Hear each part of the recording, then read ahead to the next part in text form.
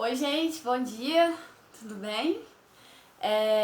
Hoje a aula é referente ao dia 24, tá? E eu vou iniciar um novo conteúdo com vocês, tá? Nosso novo conteúdo é sobre números racionais e eu enviei tanto na plataforma quanto para a coordenação repassar para vocês o slide contendo o conteúdo, a indicação da atividade e vou mandar esse link também, tá?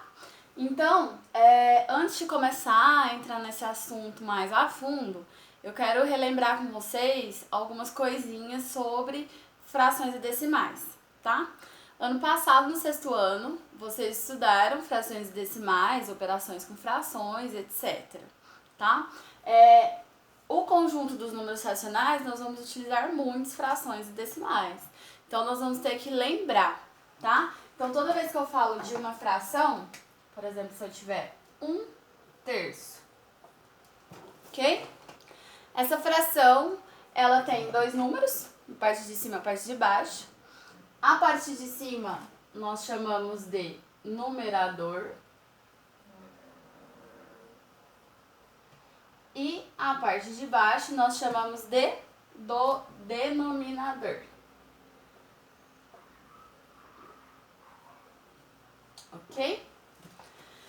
Então, nós vamos utilizar muito isso, por isso que eu comecei já falando de frações, tá? E outro número também que nós vamos utilizar muito no conjunto dos números racionais é o número decimal, né? Aquele número que tem a vírgula. Então, aqui, por exemplo, 1,2, 3,4, tá?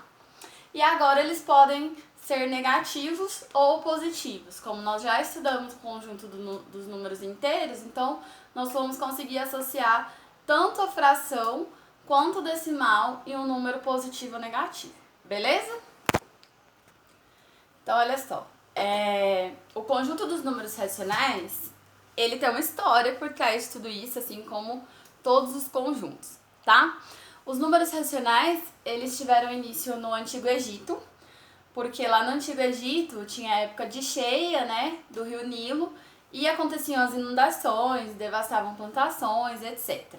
Então, essa história dos números racionais começou lá, porque sentiu a necessidade de se ter números quebrados, né, números com divisões, números representando partes diferentes.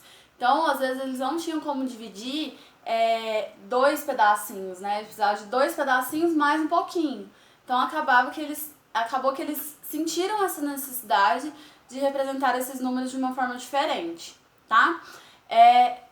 Hoje, no nosso cotidiano, trazendo para o nosso cotidiano atual, nós utilizamos muito também para certas representações de divisões de objetos, de área, mas uma das maiores aplicações no nosso cotidiano é na matemática financeira, né? Na parte financeira, porque quando nós mexemos, por exemplo, com dinheiro, com valores, eu tenho R$7,50, R$102,10 e 15, enfim, os centavos, que são essas casas decimais, a gente representa como número racional, tá?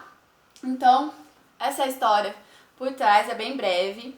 No slide de vocês eu deixei dois links, né, pra gente associar essa questão histórica, dessa parte da história da matemática com a aplicação no nosso cotidiano. Então, eu gostaria muito que vocês assistissem, porque depois a gente vai fazer uma atividade voltada exatamente para essas aplicações, tá?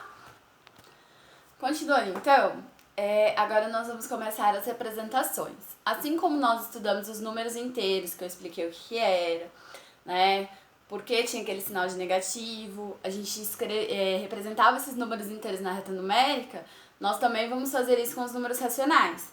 Então, primeiro a gente vai ver uma parte de representação, para posteriormente a gente estar entrando nas operações matemáticas, tá? Então, os números racionais, eu coloquei um exemplo no slide de vocês, vou explicar aqui, e a gente vai puxando alguns links. Durante a aula também eu vou retomando alguns conceitos, tá? Então, eu tenho essa divisão aqui. Essa divisão a gente sabe, né, que nós resolvemos os números inteiros, porque eu tenho dois números negativos. Então, menos 12 Dividido por menos 5, eu sei que não dá uma divisão exata, porque eu tenho que colocar a vírgula e continuar, né? Não existe um quociente para essa divisão, um resultado para essa divisão que seja um número exato, né? Então, por não existir esse número exato, nós falamos que esses números aqui, o menos 12 e o menos 5, eles são a representação de números inteiros. E o quociente, que é o resultado dessa divisão, ele vai ser um número racional. Por que é um número racional? Porque ele não vai ser um número inteiro, ele não vai ter um número